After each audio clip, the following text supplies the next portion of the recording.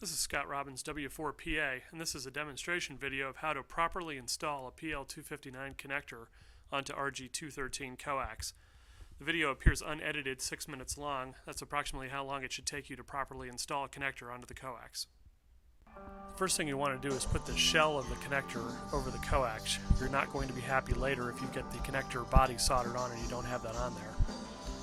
Line the body of the connector up with the coax so the top of the coax roughly is along with the top of the connector. You want to cut the cable at the bottom of the second ridge on the body of the connector. Cut through the jacket, the braid, and the dielectric.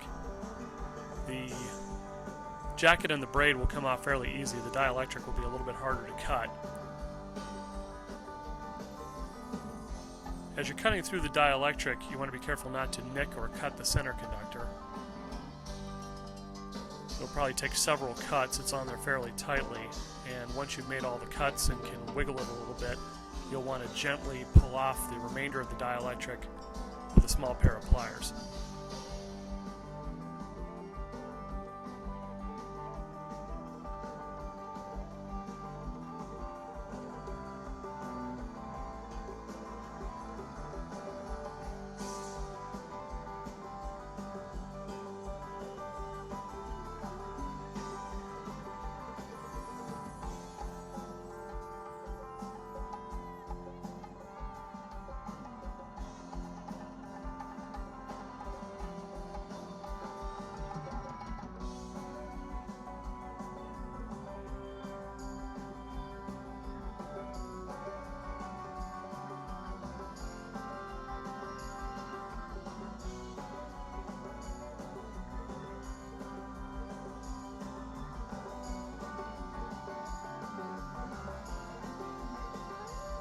Okay, once you've removed the dielectric, get the soldering iron out and you want to just tin the center conductor just a little bit.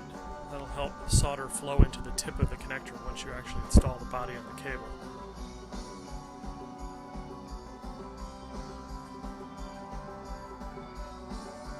Okay, now take the connector body again and line it up with the cable. What you want to do is cut off more of the jacket down to approximately 1/8 of an inch above where the bottom of the shell of the connector is.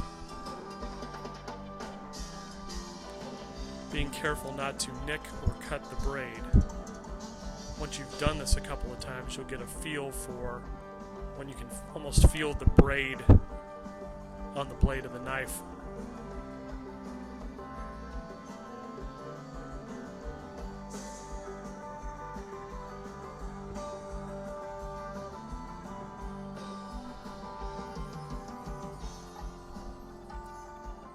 Now, take the body of the connector and slowly insert it onto the cable.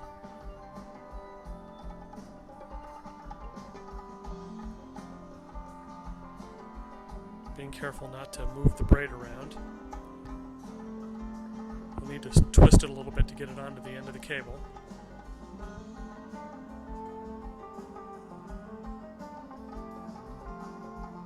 Now you're ready to solder the tip.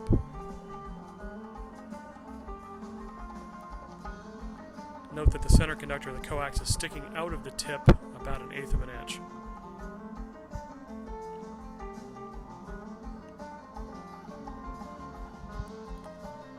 Now to solder the braid to the body of the connector.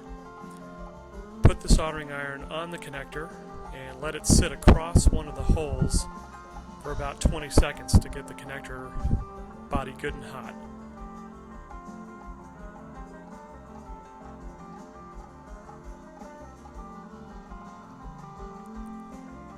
Start flowing some solder into the hole. You'll find that the first hole is a little bit harder than the others to solder because the connector is still heating. You may have to put a little solder on there. Continue to apply heat to get it to melt adequately into the hole and to flow onto the braid.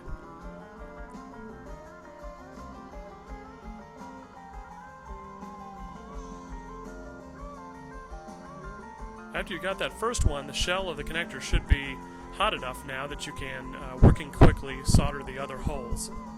As long as that connector is still hot, the solder should flow fairly easily into the hole and adhere to the braid. You may even go back at the end and redo the first hole if it isn't to your liking, though I didn't have to do that in this case.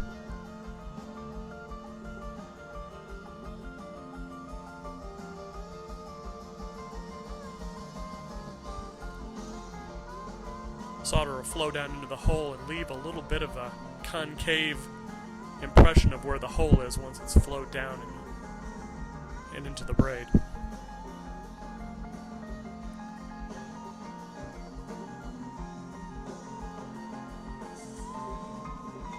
Okay, we've got that on. Now you remember you put your shell on at the beginning. I'm using a short piece of coax here as an example, and it came off. So now I'm putting it back on, screwing it across the body of the connector. Be careful because this thing is good and hot at this point. And there you have it.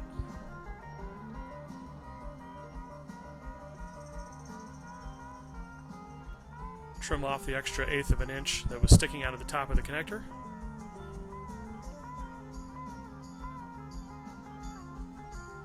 And there you have it, a PL-259 installed properly on RG213 in less than 6 minutes.